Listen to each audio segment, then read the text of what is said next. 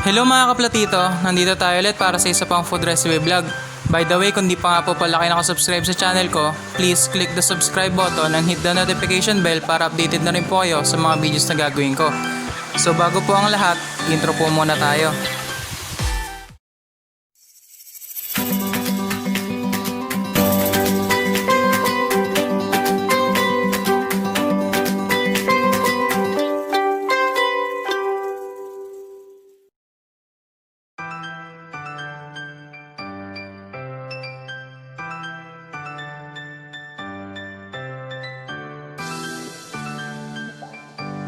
So ngayon po ay kailangan muna nating hiwain ng bawang at sili.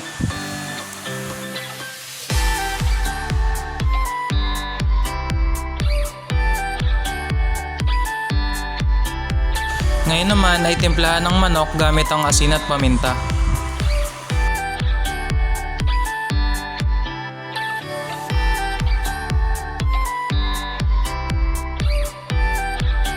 Pagkatapos ito timplahan, i-coat na ito ng harina.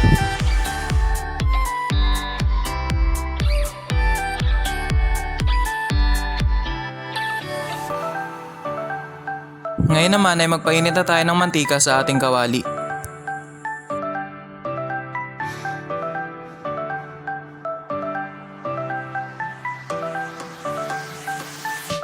Pagka mainit na ang mantika, proceed na tayo sa pagpiprito ng ating manok.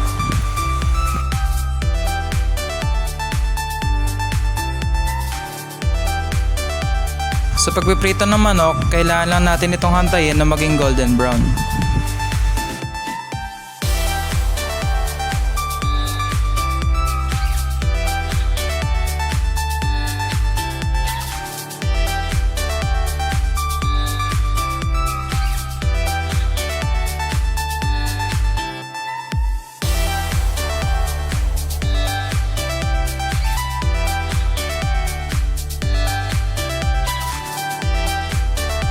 Pagkatapos iprito ang manok, proceed naman tayo sa paggawa ng ating sauce. Una, itunawin lamang ang butter sa mainit na kawali.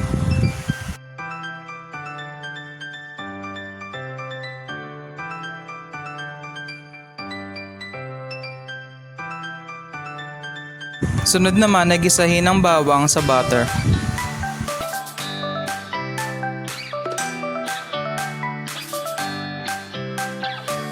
Pagkatapos gisahin, ilagay naman ang ketchup.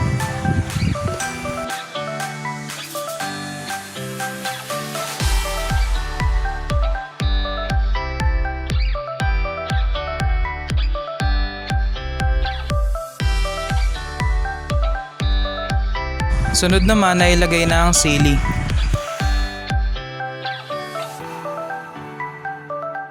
Pagkatapos maluto ang sauce, ilagay na ang prinitong manok.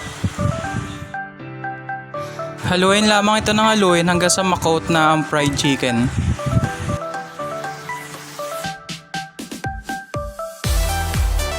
And ito na ang ating buffalo chicken na very affordable and pwedeng nyong gawin sa inyong mga bahay. So sana po meron po kayo natutunan ulit na bagong dish ngayon. Hanggang sa muli, salamat po!